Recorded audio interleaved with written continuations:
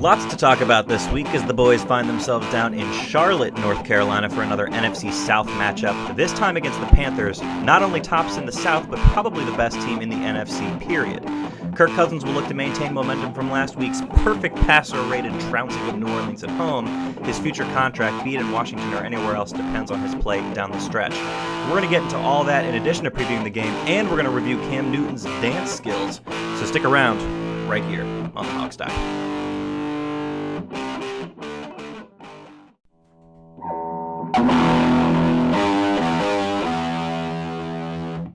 It's the Hog Style.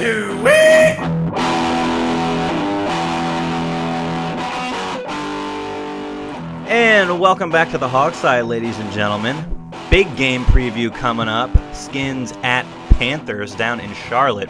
Before we get into, and by the way, if you don't know by now, we just realized we're up to like episode 44 or 45. Good Lord. My name's Sean Conti. And I'm here with the crew, Alex Zeese. Yo. Steve Thomas. I'm just happy we haven't been taken off the air yet after 44 of these. The internet management has not banned us from continuing to Internet do this. police. Yeah, you just jinxed us. And we got Mr. Robbie Duncan as well, lest we forget. How could you? Exactly. All right. Well, So, before we get into the Panthers game preview, a couple things happening in the world of the NFL and the world of the Redskins, particularly in the reference to this game. The first thing coming up this week is all this talk about Kirk Cousins' future contract situation. Now, I'd love to get your guys' take on this. I think the question, obviously, is, do you franchise him? Do you give him the exclusive or the non-exclusive contract? Mm-hmm. What can he reasonably expect to make? I mean, these questions are swirling around this week, and it's an interesting thing to think about. It is a lot of fun to think about. If you're a Madden addict like I am, long-term contracts and stuff, you get a weird obsession with it if you played enough franchise mode, and I see Robbie smiling there right now. Yep. Yeah, you know what I'm talking about, Robbie. Can we talk about reality here for a minute, not a video game? Is that all right with you guys? Sports is a fantasy world. Asking. No. It's correctly predicted the last 5 Super Bowls. Yeah, so there you go. Science. Okay. So there you go. Well, whatever. It's a no, but anyways, you're right. Let's get to reality. Mm-hmm. Okay, so you might know differently. This is what I hear. If you give him the franchise tag, the exclusive contract, that's worth the average of the position, which is 25, right? Which is $25 million or something. Ooh. He can expect to make. If you give him that franchise, he can't shop around. Mm-hmm. It's that exclusive contract. Right. Yes. You could give him the non-exclusive for a little bit less than that. It's the top. It's average of the top 10, I believe. That's insanity, by the way. We're talking about Kirk Cousins here. He's still, even with his great game last week, he's still statistically a below-average quarterback. I think it's crazy that anybody's talking contract now. You got to let the season play out. See how the next 7 games go, see how the roster shapes up, and then address the offseason. It's just people have lost their minds. Honestly, I mean, I cannot believe anybody's even thought about franchise tag for a quarterback who's 9 games into a season who, I'm sorry, still hasn't shown me other than half of a Tampa game and an entire Saints game hasn't shown me much. That's just crazy. Well, Steve, I half agree with you. I think it's crazy to, talk about those top-end numbers with him. But talking about a contract right now isn't that weird to me. No. Guys don't want to go in the offseason not knowing where their future is, not knowing if they need to re-up their leases or be looking for a new house. Talking to him at this point is actually the smartest thing Scott McCloughan could be doing. Just talking, not signing anything to paper, but getting numbers out there, going back and forth with the agent, figuring out where they're at. That way, when we get to the offseason, you can get that deal done much quicker. It shows Kirk that you have loyalty to him now, not waiting till the offseason and showing him you don't trust him. I mean, is it a foregone conclusion that we even want him? I think it is. Yeah. Did you see Scott hug him at the end of the game? Jay Gruden loves him. I mean, he wouldn't tip his hand in the press conference, but we don't know if Jay's going to be here next year. What happens? I'm just saying we don't know what's going to happen in the second half of the season, people. Okay, but here's the thing, and I think, Steve, you would agree with this too. Kirk Cousins is a cut above the worst quarterbacks in the league. Yes. I think everybody could agree on that. I don't know if you've seen anybody in the college game. Look, free agency is only 4 months away. It's not that far away. There's not. I don't think anybody's really blowing anybody away in the college game. I don't know if it makes sense to necessarily part ways with him. If it was up to me, he'd get that non-exclusive contract. Let him shop around. If he somehow gets some kind of crazy offer, sure, let him go and get some draft picks. But that's not going to happen. So give him the non-exclusive contract. He's probably going to re-sign with the team. I'm not giving Kirk Cousins an franchise tag level contract. Look, I was thinking about this week because everybody knows I'm not a fan of his. Who do you want to play quarterback then? Well, I was thinking about this and to make sure I'm being objective about it, because I don't like the guy. I don't like him as a player. As a guy, he seems fine. He's kind of my alley, decent person. I'm not wild about him as a player. I'm not wild about Jay Gruden's offense. I'm not wild about any of it. But I recognize the fact that he runs Jay's offense fairly well. He's still inconsistent. Sorry, he is. I don't think he's in any way worth an exclusive or non-exclusive franchise tag. If you want to keep him for another year or so, 2 years maybe as kind of a fill-in stopgap. I think we need to be looking for a franchise quarterback, wherever that is. Of course, it's somebody. Can he be a stopgap if Jay's here? Yes.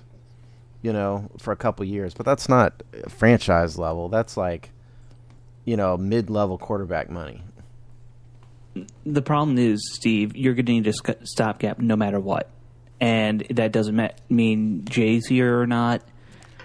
And frankly, if you look at the free agent options, none of those free agents are better than Kirk Cousins right now. Nope. That's what I'm coming. Yeah, exactly. That's what I've come to terms with, I should say, just, in the last, since this has been talked about this week. Yeah.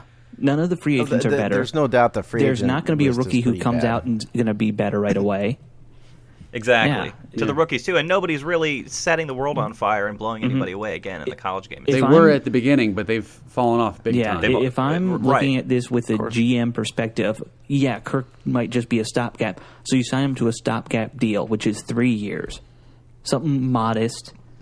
3 years, maybe $10 million a year, hopefully at the low end. It might have to go up to 15 at the high end, but... Oof. Even that money doesn't sound good. That's crazy. what quarterbacks make, though. No, but you're right. You're totally right. Look at the list of quarterbacks. Outside of Tom Brady, anybody who's average or better makes $15 million a year now. But he's not average. No, you're right. He's not statistically. He's not average. Maybe he will be by the end of the year. No, he's not. Statistically, he's got to be pretty close to average. He's built over his career. He's got to be pretty close. The Saints game built. He's up trending his stats. upwards too. With the Saints game, definitely built up his stats. Up until then, he wasn't.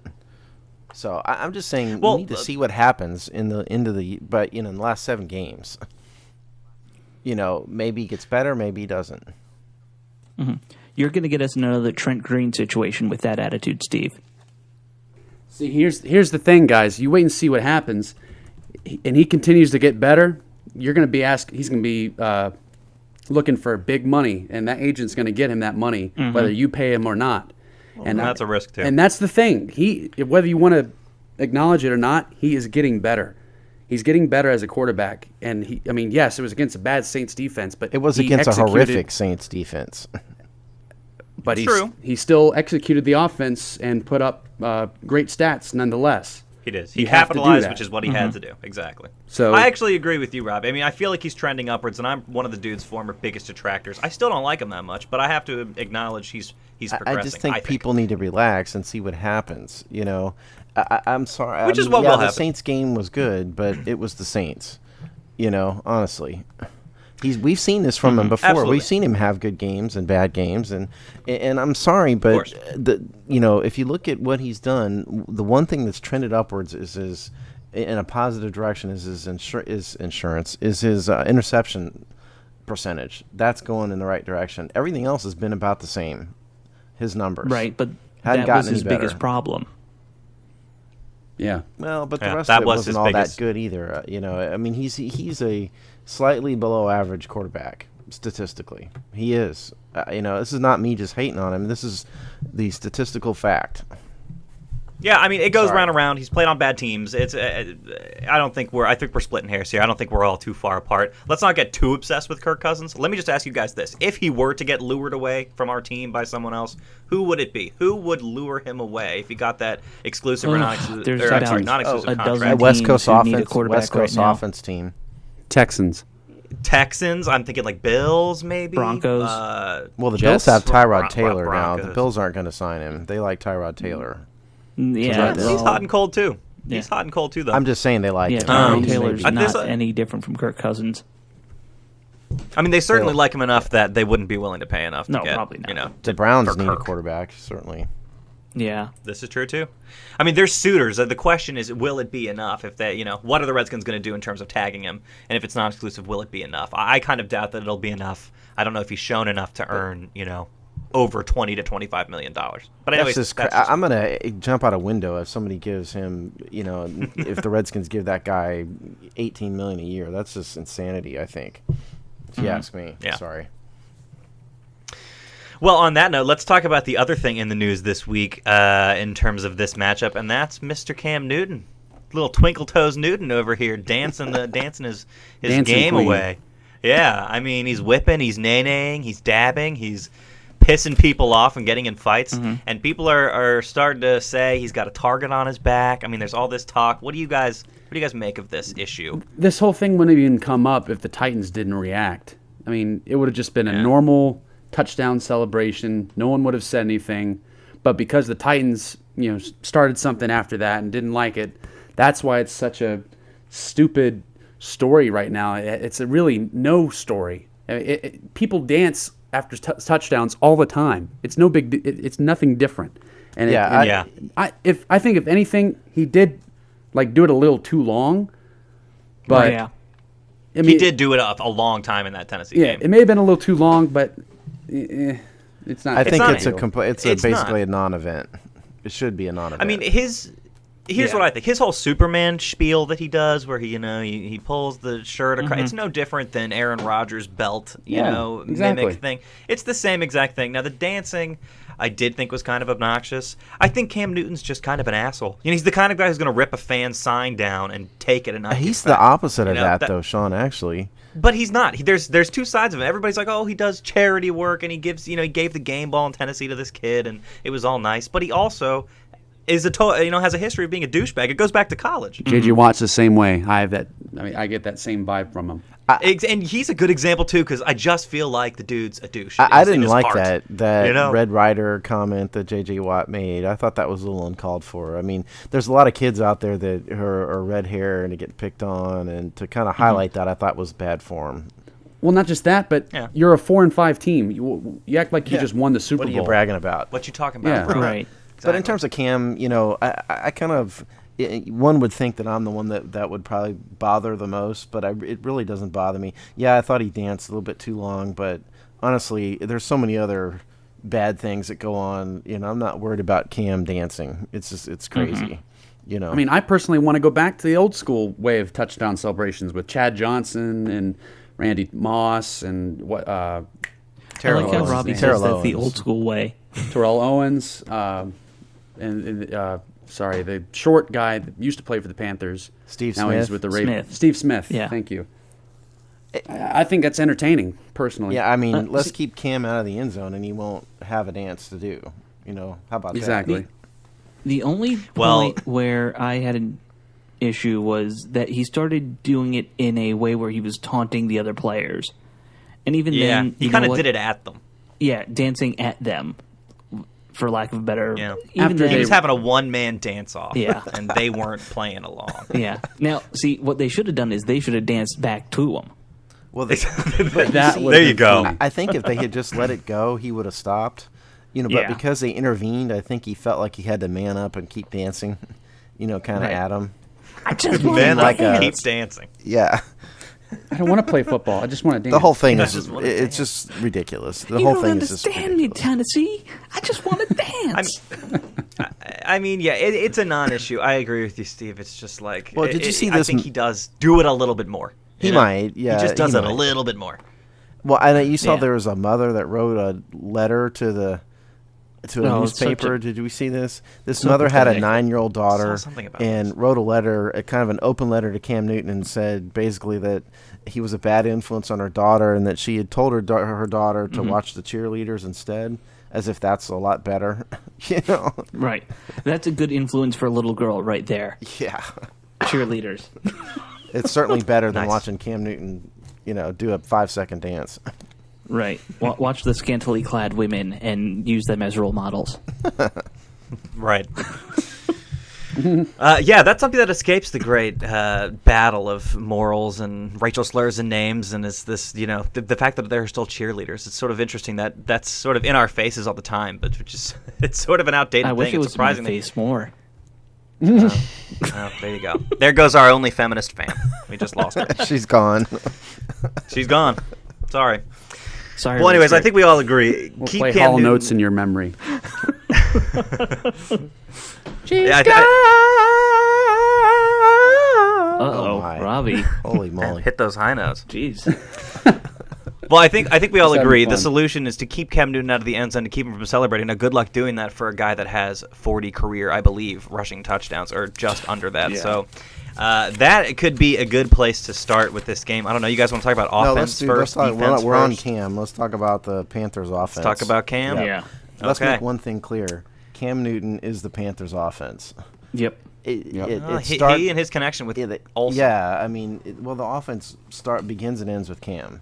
Here are his numbers. Yeah. No, you're Here are right. his numbers for the season. His passing numbers aren't going to wow you.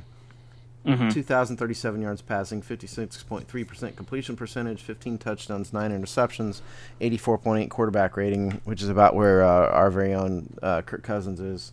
Right. But here's the thing. 82 rushing attempts, 366 yards rushing, 6 rushing TDs, 4.5 yards per carry. He's right. an extra Let's go running back back to those now. passing numbers real quick. That's not bad. I mean, 2,000 yards, we're only halfway through No. the season. Well, it's his Y- completion you know, percentage That's not too that shabby. people are picking on. 56.3 Yeah, is fair a very enough. good completion. But who are his receivers? Funchess? It's like a bunch that. of dudes. It's not exactly. It's a bunch of Yeah. dudes. It's a bunch of dudes. Funchess is You one know? that has potential, though. That's why Potential. he's the one I know. Well, Greg Olson He's got is a couple the tight ends, right? Olson is the Right, one. Greg Olson Yeah, is He's Greg the Olson. leading receiver. He's got 45 receptions, 664 yards. That's the connection.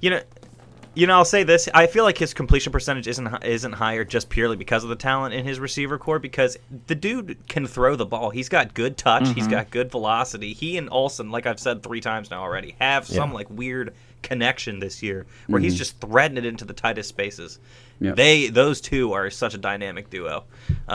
He's a hell of a player. It's going to be a tough challenge for our defense. It's like tackling Big Ben, but faster. Big Ben and him are basically the same size. Yeah. Only Cam Newton's much more mobile and quicker than Big Ben. Yeah. Much. And that's a nightmare. So what do we do? There's the question. What do We do? gotta spy him with somebody. God knows who's gonna have that job all night, but he's got to get spied all night because he doesn't just run on read option plays. No. He takes off on regular. They call passing run. They plays, call too. runs for him too. I'd spy him right. with Will Compton. Really, he's I don't quick know, that and doesn't- he's the better tackler of the inside linebackers we got. I was I thinking mean, I would probably be true, trading it but, off between all 3 inside linebackers throughout the night. Yeah. And by the way, I actually think we might need to be going with a slightly different look, given who we have, Cam on the other side. This, 2-4 or, the nickel lineup that we're using most of the time, I don't think that's going to do it against a power team like this. Yeah, That's a really good point. you need to run the 3-4 Yeah. because they like to run that read option look. 3-4 is a lot harder to run against the read option plays are a lot tougher to run against a 3-4 than is a 4-3 nickel look. Because you got 2 outside guys right there, and it's hard to get a really good read. Compared to the 4-3 or nickel, you got just one D end right there, and that's it. That's it. You can disguise it better with the 3-4. So I mean, that would be like you said, Alex, the wiser thing, I would think. Yeah.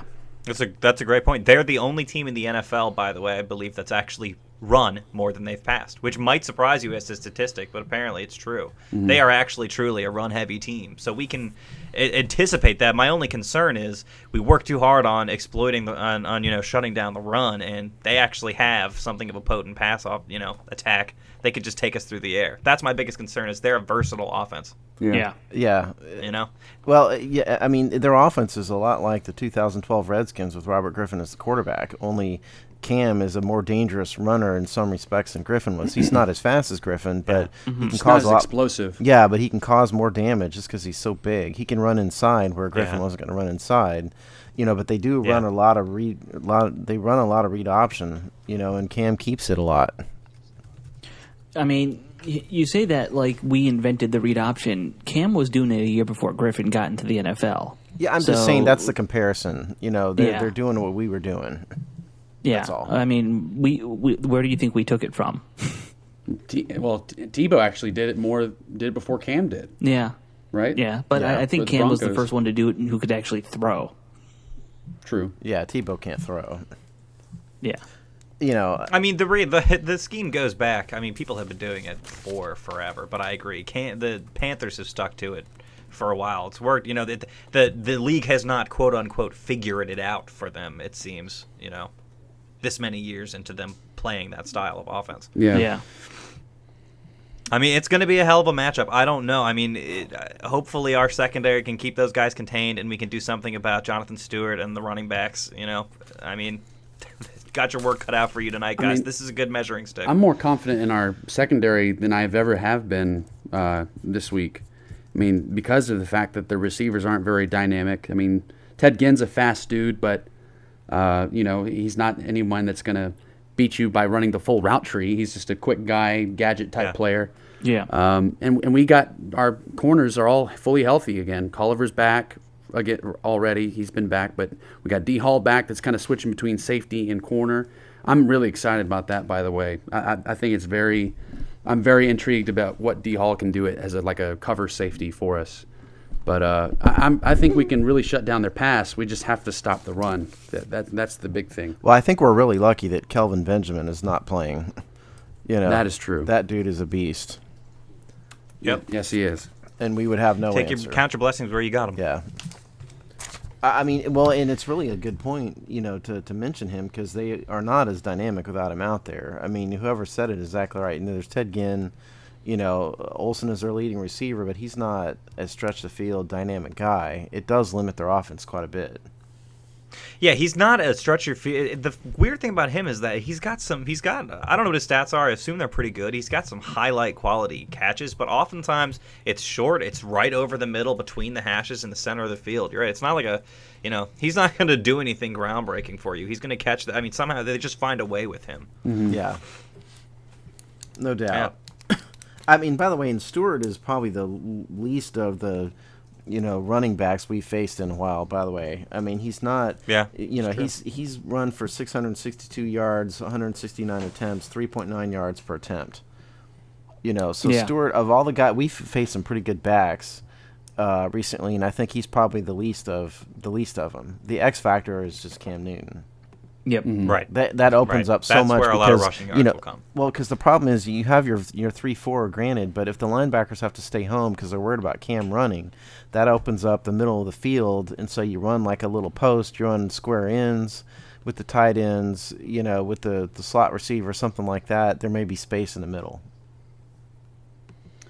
I mean that's why he's considered to be the MVP of the year. You know, because the whole team, at least on offense, revolves around him. I mean, without him, there is no 9-0. They live and die based on what Cam Newton does. Right. Mm-hmm. I can't believe that there are fans out there who think they just look at his numbers and they're like, oh no, he can't be the MVP. That guy can go in and dominate any game. Mm-hmm. They haven't watched the Panthers play if they think that. Yeah, well, and I haven't watched a ton of the Panthers. I've watched their highlights and things like that. I have a life. I can't watch every football game. Right. Come on, man. Well, my company blocks the NFL Network. That's pretty much the major reason. Or NFL.com. Bunch of killjoys. Yeah, jerks, bastards. Yeah, they even block YouTube. So. Makes my life fun. Anyway, well, they don't want you watching cats and kittens all day. Yeah, exactly. We know you love that, Alex. But to finish the defense, I do love my kittens. The problem is we're talking about kittens. I know. Now, I'm trying to get us back to football. Kittens? Why do we care about kittens? Well, because that's the most popular thing on YouTube, and that's all people watch. Those are the faces of death videos. The problem with us in this game is that our run defense is terrible, horrible, terrible, awful. We're 29th in rushing yards. We're last in the NFL in rushing yards per attempt, and we're going to face a team that is proud to be run heavy and faces two talented running backs. it's a serious problem. Our defensive line is going to have to man up, for lack of a better term, today or Sunday. Yeah. And you pretty much got a tight end playing quarterback that you have to try to wrap up and tackle. Yeah. So it's just not going to be fun. This is just kind of a game where their strength plays into our weakness, which is not good for us. Yeah. I mean, they're not a team that necessarily puts up a huge amount of points on Yes, you. it is. I mean, Yes, it is. Their average. They're fifth in the points per NFL. game. Fifth in the NFL. Fifth. They've put up 255 points. Jeez. Yeah. How many turnovers, goddamn how many turnovers hot has tamale. their defense got? Just curious how many times the defense has put the offense in good situations. Yeah. I mean, but, It's a regardless, I mean, the numbers are there. Well, yeah, I know. It's kind I'm of just- surprising because they're only 18th, right, in total yards. It looks like. Yeah. Well, I think it's 17th, but yeah, I mean, this just goes to show how much the offense revolves around Cam, honestly, because their numbers are kind of fair to Midland, if you will, for everything but rushing yards, but somehow they score a ton of points. That means it's the quarterback. Yeah. Yeah. Well, they get it done. At least we know we've got our work cut out for us, and we know I mean, it's not like they're going to surprise us. It's just shut down Cam, watch that run because that's where you're susceptible. Hopefully, the corners, with them being newly replenished, can hold it down in the backfield. We could potentially stop them if we can do that. And I think put the question in the is, box. yeah. I think the question is more so, what's our offense going to do against their defense? They've got some studs back there in their secondary that are going to test Kirk, and they're also a sack-happy team. So if we want to switch to the other side of the ball, I think that's that there's definitely a storyline to follow there. They threw off Aaron Rodgers. They messed with Russell Wilson. They've been playing really well, that defense. Yeah. And you can't run against Talk about them. a measuring stick for the progress that we're making. This is the game for us. Well, they're number one in the NFL in passing yards per attempt on defense. And if you watch them play, their secondary they're all great cover corners. They play physical. They know how to stay with receivers, and then they have the two great linebackers, in there, and Luke Kuechly, and who's the other one? Help me out, Robbie. Who's the other one? There's one more. I can't remember. I know you're talking about. Yeah, though. they've got two great linebackers, and they've got a secondary that has been outstanding. So this is a game where we're going to have to run the ball successfully because I think our passing opportunity is probably going to be more limited this week than in other weeks. And that's where this is going to help us because defensively, on their stats wise for rushing defense, they're kind of upper middle of the pack in stopping the run. They average 103.4 yards allowed rushing per game. Yeah. So they can be run on. I mean, they're a very stout, high pursuit defense, but they still, they're not the dominant at stopping the run or anything. So I don't think they should be intimidated by that. Right. Well, I worry about that because they shut down Tennessee's running game pretty well last week, and football at this point can be a bit of a momentum game. If I worry if we go run heavy off the bat, they'll just get right back into whatever rhythm they had from last week. Yeah, well, I mean, Tennessee though is not really a big rushing offense. I mean, they've really but we've struggled to run the ball up until recently. Up until last week. Yeah. Yeah, but we're a team that at least quote unquote is a running team that just I guess hasn't done it well. Sure. And compared to the Titans, who have a young quarterback that they like to just throw the ball with. Yeah. Yeah, look, I mean, this team is 9-0 for a reason.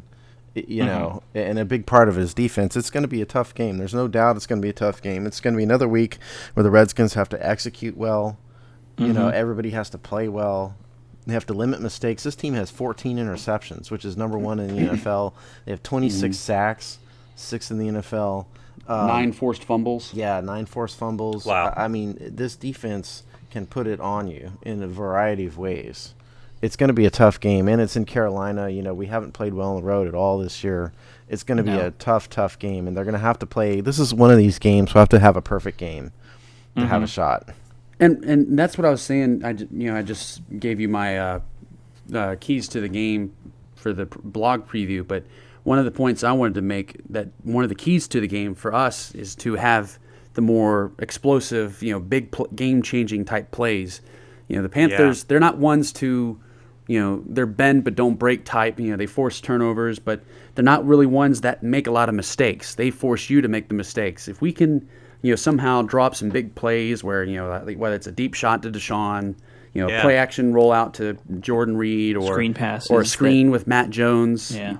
You got to find a way to get some big plays to get some momentum on your side and kind of get the Panthers on their toes, like oh shit, that kind of thing. I was gonna say, Robbie, in your preview, you mentioned that cornerback there, Josh Norman. Josh Norman, right? I mean, he's a stud. He's playing like one of the top cornerbacks in the game right now. Has the most picks in the league.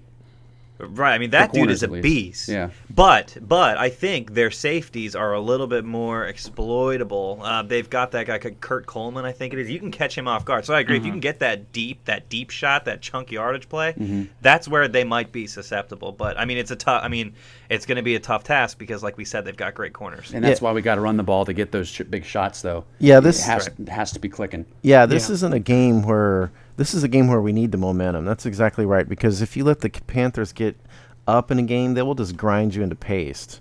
They're not going to stop on either side of the ball. So I think you're exactly right. You got to keep them off balance a little bit. We have to run the ball, first and foremost. But yeah, if you can actually get a shot or two downfield to Deshaun, against that tough secondary, I think that might throw them off balance a little bit. And that's what we need. That's why I'm glad that we had such a good game that we did against the Saints. We needed some kind of momentum to come into this game to bring some energy into it, because if we had lost that game, I mean, I can't really say everybody would be down after that. Coming off this big win, you scored a bunch of points, you stopped a high-powered offense with Drew Brees by keeping them 14 points. That's some serious momentum going into this game, which is you don't always get that, and I'm very happy to see that we have that now, at least this time. Yeah, we don't always have momentum, and finally you got something going for us. Yeah, hopefully. And listen, this is kind of a statement game. It's the best team in the NFC. It's on the road. It came after a game where we played very well. Historically, in the past several years, we've always laid an egg after we've had a good game. So I think this game will say a lot about the team. This game will say, we're on the right track, or it'll say this is maybe sort of the same old Redskins. I think we may know the answer to that Sunday night. Yeah, I agree, and I mean, it's not quite a must-win game because the NFC East is so winnable, and I mean, there's time left. We've got so many division games left, but I agree, it's such an opportunity to make a statement. And like Robbie said, I mean, we have momentum in the passing game and the running game from last week. It's time to keep that, and on defense. So parlay that into another win, and you could be looking at something here. I mean, granted, if we ever eked out a playoff spot this year, I think we'd fail first round. Well, but if you listen to the media, it's just exciting to think. If you listen to the media, Dallas has already wrapped up the division, basically. right. The media far and away somehow. It's so funny. It's the media seems to forget that Romo is just so terrible in December. Yeah, they forget that Romo is just always bad in December and always chokes. So I don't see why they really think realistically that they could win the division. I like that they think that he can just step right in and go back to being 100 passer rating type passer too. Yep. Right. That's Dallas. Yep. Delusional. Yeah. Well, I'll tell you I don't know if we're going to win this one or not, but I really hope that we at least see a competitive game. We have had a hell of a road schedule. If you guys go back and look at who we had to play on the road so far. Yeah. Patriots, Jets. It's been a murderer's row from our, schedule overall. No doubt about that. Yeah, it's been rough, and we've played poorly on the road. Absolutely, we've actually played pretty well at home. On the flip side of that, yeah, it was like which is the first time in several years. Yeah, exactly. So yeah, I mean, it's such a weird year. This is. Yeah, it's like what a time to be alive, as they say. Yeah, I mean, it's kind of like we were saying last week. It's like the team's not winning all that much more than it has been in years past, but we're setting weird records for like most yards and a half, and biggest comeback history in Redskins history, and it's like, I don't know. It's a weird, bizarro world. I mean, following the stats closely this year, it really shows that it's hard to pay too much attention to the stats halfway through the year. And that both good and bad, because they can change so much in these rankings and everything. I like objective rankings, but the simple fact of the matter is, like, for example, we jumped, offensively. Let me go back to one really stuck out in my head here. We jumped 15 places in rushing yards per attempt this week, for example, just based on the Saints game alone. Wow. So it's to a certain extent. I mean, the stats are important, but it's not as important as just watching a team and see how well they play. I don't think, at least in the middle of the season like this. Mm-hmm. Yeah. Yeah, I mean, I think Robbie actually said it best last week when it's like the team is not there yet. We have some good talent and something building, which is why you see these flashes of success. But it's just not there yet. We talk about making a statement against Carolina and the team winning, but it's this year is kind of it's not our year. That's okay. I mean, hopefully it's going somewhere we can stay competitive in these games. That's, I think, the moral of the story. Right. Yep. Let's hope. Yeah, let's hope. We shall see. Do we want to do game predictions? Sure. For this week? Of course we do. Shall we venture our guesses? Okay, are you guys going to make me go first again? No, I'll go first. I'll do you it. Don't have to.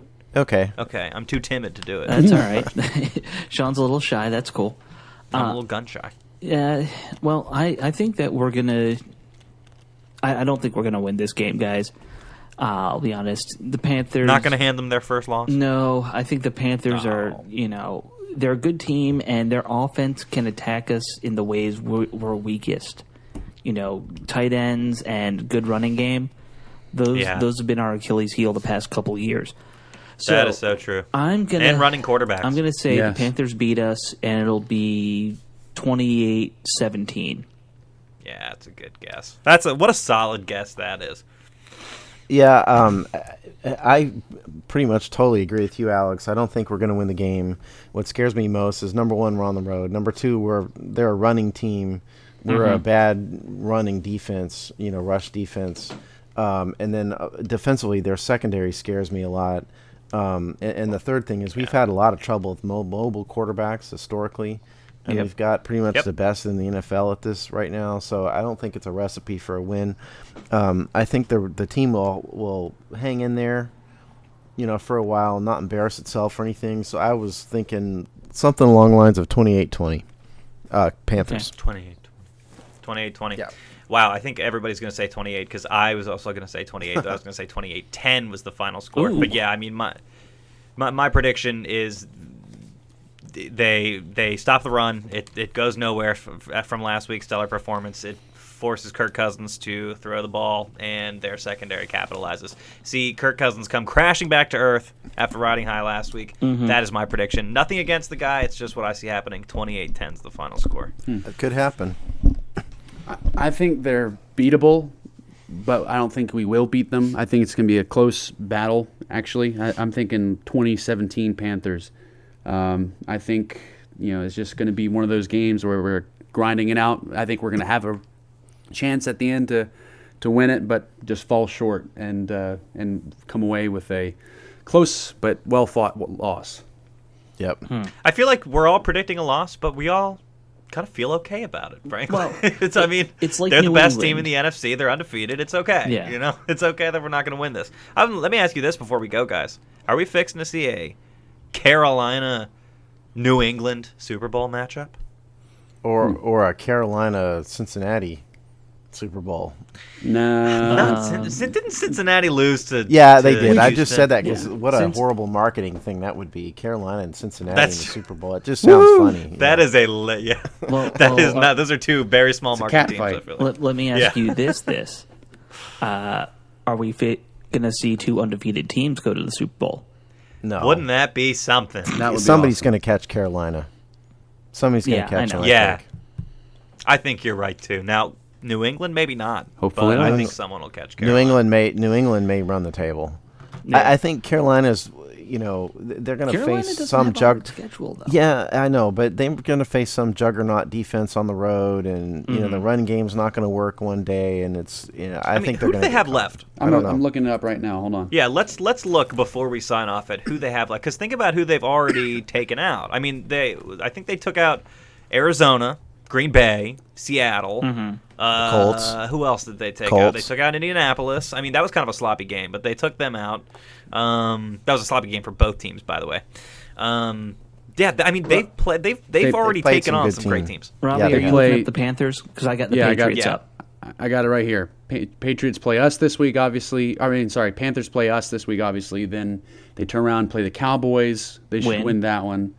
They play the Saints after that. They'll win that one. Falcons. Maybe. I think they'll win that one too. I mean, Falcons aren't. They've kind of fallen off from their early season. They could. Hype. They have the potential to win that game. Then they play the Giants for that one. That is a Giants winnable win. game. Giants. Giants are. I have a sneaky feeling about the Giants this year. I got another feeling of that Super Bowl run. I had last time they won the Super Bowl. I had that same feeling. I think Giants are very dangerous, and I'll cry. I'll cry. I'm feeling it. I hope. Is I'm the wrong. Carolina Giant game in New York or in Carolina? It's at New York, and then the next week they're at Atlanta. One. They're at Atlanta, and then they finish at home versus the Buccaneers. So it's the Falcons. So the Atlanta and New York Falcons games where they could lose a couple. Yeah, that's it. Yeah. That's it. Patriots. I mean, by the but way, both of those are there's. Yeah, go ahead. Patriots, if they don't go undefeated, something's wrong because their schedule is pretty easy from here out. It's Broncos, Eagles, Texans, Titans, Jets, Dolphins. Well, I mean, the Jets are a good team. Jets are a good team. The Giants are a good team. Did you say Giants? They're playing the Giants, right?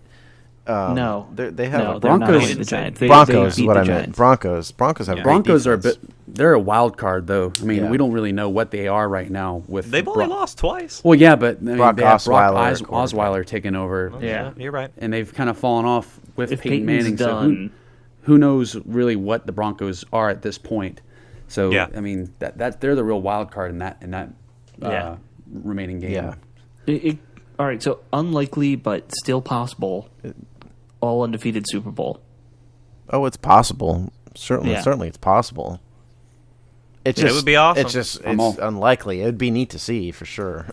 Yeah. I mean, I'll just say this: the Panther. I mean, obviously the Redskins. Hopefully they go to playoffs. Hopefully miracles happen, of course. But if not, I think the Panthers are kind of my team. I went to school down in South Carolina, and back when I was in college, I think John Fox was the coach. I think, and Jake Delhomme was the quarterback, and they were just the Pits, man. They were the Pits, and they have just slowly every year gotten a little better to the point now where they're 9-0. And it's just wonderful to see that. And they had that awesome duo running back of young D'Angelo Williams and Jonathan Stewart. Yeah. The two of them were dominant back in the day. Sure were. That's right. Yeah. And they had that Tolbert fellow who, by the way, went to Coastal Carolina. Tolbert's still University. there. Tolbert's still there. So, yeah, I mean, it's just nice to see that franchises can turn it around. I mean, they've been clawing their way out, from the depths, but they're finally here. I wonder what that's like. Anybody stop and wondered? God, it's just it's just like I'm saying. It's just nice to see somebody can do it. Even if we it's can not not the Redskins, at least it's somebody. At least it's possible. That's what makes me happy. It's possible. One last thing before we close. Speaking of turning the corner. There was an article that was released, I think, just today about the effect of Scott McCloughan on both of his former teams. Apparently, they're saying part of the reason why Seattle's kind of fallen off this year is because of the Scott McCloughan leaving. Wow. Interesting. And keep that dude locked in. Yeah. It's lock up the good liquor cabinet, though. It's a really good read. I recommend it. Do you remember where it was? I saw it on Twitter earlier. Can't remember off the top of my head, but it's a good one. I'll find it and retweet it. Cool. Google it, ladies and gents, and also continue to check out our written stuff. Like we've been referencing in this episode, Robbie has a cool preview written up for the Panthers game, so make sure to check that out on our website. You just going to diss me like that, Sean? Yeah, Steve does the majority of it. Yeah. It's a Robbie and Steve production. It's a Robbie and Steve production. Okay. Steve's the forgettable part, guys. Don't worry about it. Yeah, obviously so. With a song and a dance as well. Yeah. Steve all right. Steve does all the hard numbers research, and Robbie just puts out his thoughts. Yeah, that's right. They're two halves of a beautiful coin. Yes. Huh. All right, ladies and gentlemen. Well, you heard it here first, and we will see you after the Carolina game for hopefully a victory to talk about. So we will see you next time. Take care. Later. Peace. See you later.